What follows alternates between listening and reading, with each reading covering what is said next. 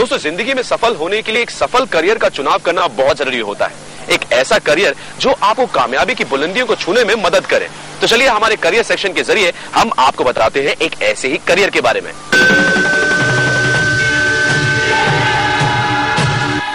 रोज नए career option सामने आ रहे हैं, लेकिन इंजीनियरिंग का करियर आज भी युवाओं के लिए खासा तवज्जो रखता है। अभी जो हमारा न्यूक्लियर डील हुआ है यूएसए के साथ, ये एक यही नहीं कि बहुत बड़ा अच्छा डील है, बल्कि सही समय पर आया है। कारण क्या है, एनर्जी सेक्टर जो बढ़ रहा है उसमें अब जो बेसिक साइंसेज के लोग हैं, बेसिक ब्रांचेस के लोग हैं, उनको काफी लाभ होगा और उनको काफी जॉब अपॉर्चुनिटीज मिलेगी। जैसे कि इलेक्ट्रिकल है, मैकेनिकल है, इलेक्ट्रॉनिक्स है, बाकी भी सारी मिली जुली ब्रांचेज आती हैं। लेकिन आईटी के थोड़ा सा कमजोर होने का जो देश को नुकसान होने की अपन संभावना देख रहे थे, मेरे विचार में वो इस तरह से ज्यादा कंपनसेट हो पाएगी और जल्दी ही जैसे कि हम उसको इम्प्लीमेंट करना शुरू करेंगे तो हमारे देश में रिसेशन का प्रभाव बिल्कुल महसूस नहीं होगा। ऐसे में ऑटोमोबाइल इंजीनियरिंग अब युवाओं की पहली पसंद बन रही है और मैकेनिकल इंजीनियरिंग की पढ़ाई कर रहे छात्रों को ऑटोमोबाइल क्षेत्र में प्रेफरेंस मिलती है। मेरे को इंटरेस्ट ज्यादा था मैकेनिकल इंजीनियर बनने में। मुझे बचपन से ऐसा लगता था कि ये कार चलती कैसी है, मुझे इसके बारे में। अक्सर इंजीनियरिंग छात्रों के लिए लाइव प्रोजेक्ट संस्थाएं करवाती रहती हैं। ये वर्कशॉप होती है एक्चुअली, यहाँ पे हम लोग को एक कंप्लीट मैकेनिकल इंजीनियर बनना सिखाया जाता है। किस तरीके से डिफरेंट टाइप ऑफ इंस्ट्रूमेंट्स, किस तरीके से डिफरेंट टाइप ऑफ मशीनरी पे काम किया जाता है। एक मैकेनिकल इंजीनियर को हर टाइप की इंजीनियरिंग में पूरी तरीके से आनी चाहिए, हर टाइप की इंजीनियरिंग के बारे में सब कुछ पता होना चाहिए। इंजीनियरिंग और इंफॉर्मेशन टेक्नोलॉजी के कोर्सेज में बच्चों को कंप्यूटर, हार्डवेयर और सॉफ्टवेयर की पढ़ाई करवाई जाती है। तेजी से डेवलप होती आईटी फील्ड के लिए उनको कंप्यूटर लैंग्वेजेस जैसे सी++, जावा, ओरेकल सिखाई जाती हैं और कंप्यूटर हार्डवेयर के बारे में भी बताया जाता है। क्लासरूम टीचिंग के अलावा हम उन्हें प्रैक्टिकल ओरिएंटेड टीचिंग कराते हैं, जहाँ पे उन्हें प्रैक्टिकल एक्सपोजर देते हैं और बेसिकली समय समय पे उनको हम टेस्ट देते हैं। उनके टेस्ट होते हैं, टेस्ट जहाँ पे उनके परफॉर्मेंस हम चेक करते हैं।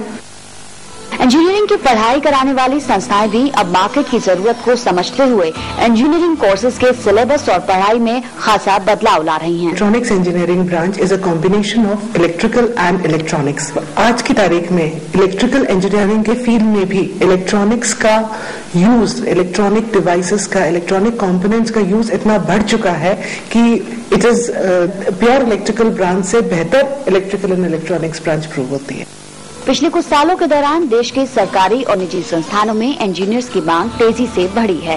इस मॉडर्न लाइफ में जितना स्कोप इंजीनियर का है, इतना और किसी भी प्रोफेशन का नहीं है, क्योंकि लाइफ में टेक्निक इतनी छा गई है और अब हर चीज जो है वो एक प्रकार से टेक्निक की शक्ल इख्तियार कर चुकी है। इंजीनियरिंग के मुख्यतः अब इंजीनियरिंग कोर्सेज कराने के साथ साथ बच्चों के पूरे विकास पर खासा ध्यान देती हैं।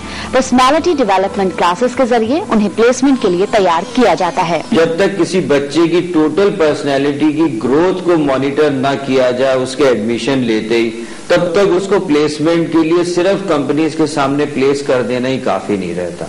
हम लोग कॉलेज में स्टूडेंट के एडमिशन के समय से ही उसकी इंग्लिश स्पीकिंग, उसकी कम्युनिकेशन, उसकी एक्स्ट्रा करिकुलर एक्टिविटीज के लिए, जैसा कि हमारे यहाँ एक बहुत ही बड़ा एक एयर कूल्ड ऑडिटोरियम है, सेमिनार हॉल्स हैं, हमारे यहाँ लेक्चर थिएटर्स हैं, कॉन्फ्रेंस रूम्स हैं, उन सब से इन स्टूडेंट्स की ग्रोथ के ऊपर, इनकी पर्सनैलिटी डेवलपमेंट का विशेष ध्यान रखा जाता है।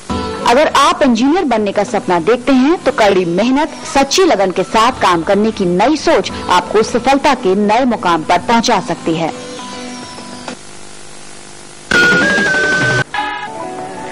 अगर आप दवाइयों की दुनिया में इंटरेस्ट रखते हैं तो फार्मेसी का कैरियर आपके लिए सफलता के नए द्वार खोल सकता है और देश में तेजी से बढ़ती स्वास्थ्य सुविधाओं ने फार्मेसी फील्ड के लिए भी अवसर बढ़ाए हैं। इतना भी फील्ड के साथ फार्मेसी फील्ड भी तेजी से बढ़ रहा है। अगर आप बायोलॉजी स्टूडेंट रहे हैं तो फार्मेसी के क्षेत्र में आपके लिए अनेकों अवसर हैं। फार्मेसी में डिप्लोमा या डिग्री का कोर्स करने के बाद फार्मास्यूटिकल्स यानी दवाइयों की दुनिया में आपका प्रवेश हो सकता है। हालांकि देश में फार्मासिस्ट की मांग पिछले कुछ सालों के दौरान तेजी से बढ़ी है। तो इट्स अ पैरामेडिकल कोर, तो उसके हिसाब से मैं समझती हूँ कि जिस तरीके से ग्रो कर रहा है उसके साथ साथ हम वेस्टर्न जो कंट्रीज हैं उसके साथ compete कर सकते हैं, कर भी रहे हैं और आगे आ सकते हैं। ग्लोबल कंपटीशन का मतलब ये नहीं कि आप अमेरिका में जाके सर्विस करेंगे। ग्लोबल कंपटीशन का मतलब ये है कि आपको ग्लोबल स्तर से आपका विजन होना चाहिए, आपके नॉलेज होना चाहिए और आपकी योग्यता उस पर होनी चाहिए कि आप ग्लोबल लेवल के बच्चों के साथ, ग्लोबल लेवल के बाकी कोलीग के साथ कम्पीट कर सकें। फार्मेसी की पढ़ाई के दौरान आपको किसी दवा यानी ड्रग बनाने से लेकर उसके साइड इफेक्ट्स को जांचने, परखने की तकनीकियों के बारे में समझाया और बताया जाता है। मुझे ड्रग्स फॉर्मुलेशन और उसके कारण मतलब जो भी ड्रग्स कैसे बनते हैं और उनका क्या यूज होता है, इन सब चीजों में शुरू से बहुत ज्यादा इंटरेस्ट रहा है और अपनी मेडिकल फील्ड तो बहुत ज्यादा इंटरेस्ट रहा है, इस कारण मैं आज इस फील्ड में हूँ। लेकिन 3 साल के बी फार्मा यानी बैचलर ऑफ फार्मेसी की पढ़ाई के दौरान मेडिकल के फंडामेंटल्स और लैब्स की पढ़ाई करवाई जाती है। इसलिए हम लोग यहाँ पे कुछ स्लाइड देख रहे हैं, यहाँ पे कुछ एनिमल सेल और प्लांट सेल की स्लाइड रखी हुई, जिसके कारण हम उसमें जो न्यूक्लियस, माइटोकॉन्ड्रिया उन सबके स्ट्रक्चर देख रहे हैं और कहाँ पे क्या क्रोमोसोम वगैरह प्रेजेंट है, उसके कारण क्या फंक्शन होते हैं, उन सब चीजों को हम इजीली बहुत अच्छे से देखकर और उनके स्ट्रक्चर को जानने की कोशिश कर रहे हैं हम इस लैब में। फार्मेसी की पढ़ाई के दौरान आपको किसी दवा यानी ड्रग बनाने से लेकर उसके साइड इफेक्ट्स को जांचने, परखने की तकनीकियों के बारे में समझाया और बताया जाता है। हमारे यहाँ पर रेगुलर 10 to 4:30 क्लासेस लगती हैं। 5 सब्जेक्ट्स हैं हमारे यहाँ पर: computer applications, mathematics, pharmaceutics, ITP introduction to pharmaceutics, physical chemistry and inorganic chemistry. Pharmaceutics field में किस प्रकार से दवाइयाँ बनाई जाती हैं, अलग अलग डोजेज फॉर्म जो